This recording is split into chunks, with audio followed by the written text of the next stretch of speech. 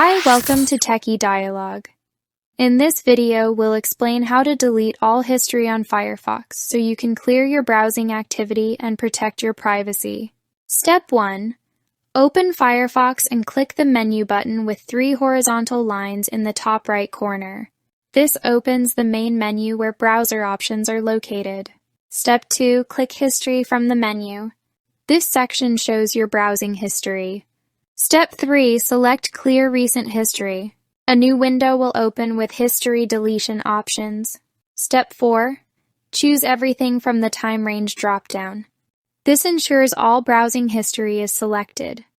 Step 5. Make sure browsing and download history is checked, then click Clear. Firefox will delete all your browsing history immediately. Thanks for watching. And don't forget to subscribe to Techie Dialogue for more simple and helpful Firefox tutorials.